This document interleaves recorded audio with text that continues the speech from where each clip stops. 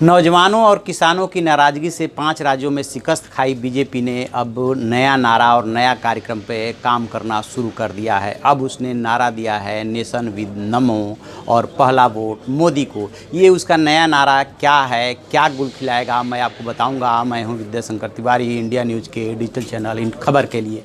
दरअसल बीजेपी के पास जो 5 राज्यों, खासतौर से हिंदी पट्टी के 3 राज्यों मध्य प्रदेश, राजस्थान, छत्तीसगढ़ से जो रिपोर्ट मिल रही है, उस रिपोर्ट के मुताबिक उसकी हार की बड़ी वजह किसानों और नौजवानों की नाराज़गी है। नौजवान रोजगार को लेकर के परेशान है, जबकि किसान इस बात को लेकर के परेशान है कि खेती घाटे का सौदा हो गई है, वो कर्ज के बोझ तले दबता जा रहा है।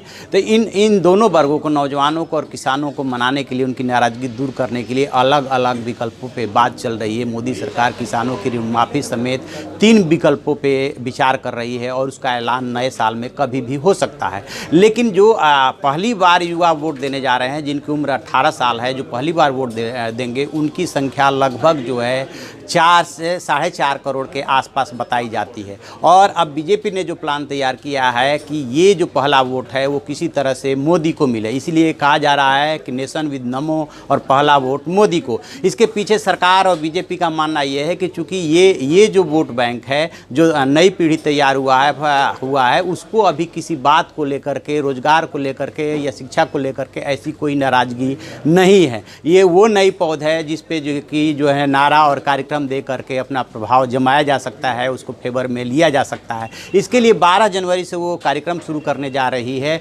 और जो है आगे चल करके उसका युवा संसद कार्यक्रम आयोजित करने का है और 50 लाख जवान जो है संकल्प लेंगे कि किस तरह से पहला वोट मोदी को दिलाना है। उसमें अलग अलग कार्यक्रम है। तो इस तरह से वो जो है 4 से 5 करोड़ युवाओं को अपने फेवर में लेने की कोशिश करेगी। देखने वाली इसमें एक और बात यह है कि क्या ये जो 4 से 5 करोड़ युवा हैं, इनका वोटर लिस्ट में नाम दर्ज है, क्योंकि बातें इस तरह भी आ रही है कि अभी पूरे इनके वोट जो है ऐसे जवानों के वोट जो है दर्ज नहीं है। इसको लेकर के भी अभियान चलाया जाएगा कि ताकि अधिक से अधिक जो है मतदाता इस सूची में पंजीकृत हो जाए और पहला वोट मोदी को जाए। तो अब देखते हैं कि इसमें बीजेपी को कितनी सफलता मिलती है। आप ऐसी खबरों के लिए देखते रहिए हमारा डिजिटल चैनल इन खबर और उसे सब्सक्राइब कीजिए।